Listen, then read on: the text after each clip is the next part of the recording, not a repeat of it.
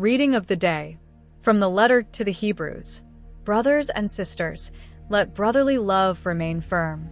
Do not forget hospitality, for some, by practicing it, have entertained angels without knowing it. Remember those in prison as if you were their fellow prisoners, and those who are mistreated as you also have a body. Let marriage be honored by all, and the marriage bed be undefiled. For fornicators and adulterers will be judged by God. Let your conduct be free from greed. Be content with what you have, for God himself has said, I will never leave you nor forsake you. So we can confidently say, the Lord is my help, I will not be afraid. What can man do to me? Remember your leaders who spoke the word of God to you. Consider carefully the outcome of their way of life, and imitate their faith. Jesus Christ is the same yesterday, today, and forever. Gospel of the day. From the Gospel according to Mark. At that time, King Herod heard about Jesus, for his name had become well known. Some were saying, John the Baptist has been raised from the dead, and that is why miraculous powers are at work in him. Others said, he is Elijah. Still others said, he is a prophet, like one of the prophets of old. But when Herod heard this, he said, John, the man I beheaded, has been raised from the dead. For Herod himself had sent to arrest John and had him imprisoned because of Herodias, the wife of his brother Philip, whom he had married. John had been saying to Herod, it is not lawful for you to have your brother's wife. So Herodias harbored a grudge against him and wanted to kill him, but she was unable to do so, because Herod feared John, knowing him to be a righteous and holy man, and he protected him. When he listened to him, he was greatly perplexed, yet he liked to listen to him. Then an opportune day came when Herod, on his birthday, gave a banquet for his high officials, military commanders, and the leading men of Galilee.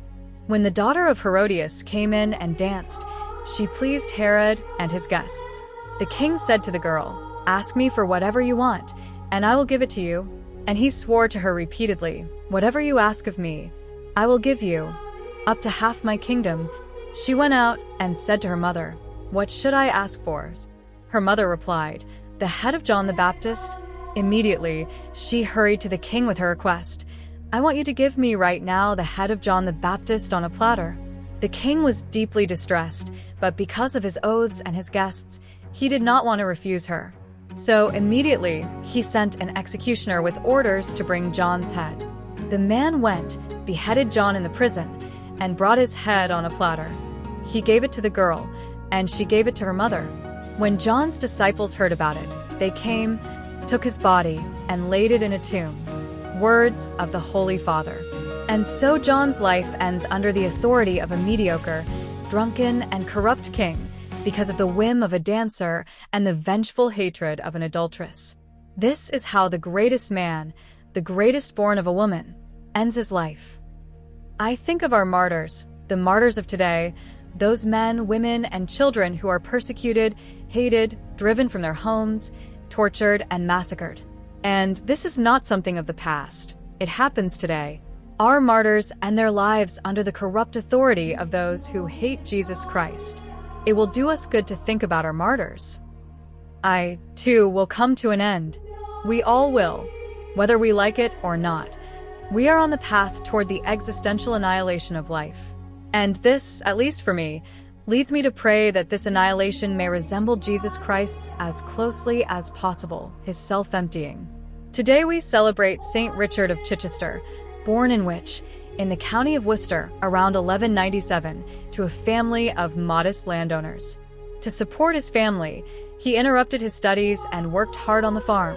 Once the economic problems were resolved, he resumed his studies at the University of Oxford under the guidance of Edmund Rich, and later continued in Paris and Bologna, specializing in canon law. He became Chancellor of the Diocese of Canterbury and, in 1244, was elected Bishop of Chichester. During his episcopate, he distinguished himself for defending the rights of the Church against royal interference and for reforming the clergy. He died on April 3, 1253. Chiesa di Milano.it. Prayer to Saint Richard.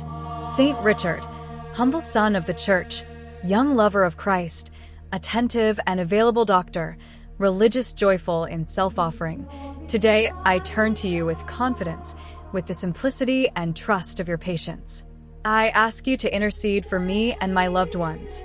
Help us grow in faith, nourished by prayer, in hope which never fails, in charity which transforms the world. Teach me to walk, as you did, following and loving the Lord.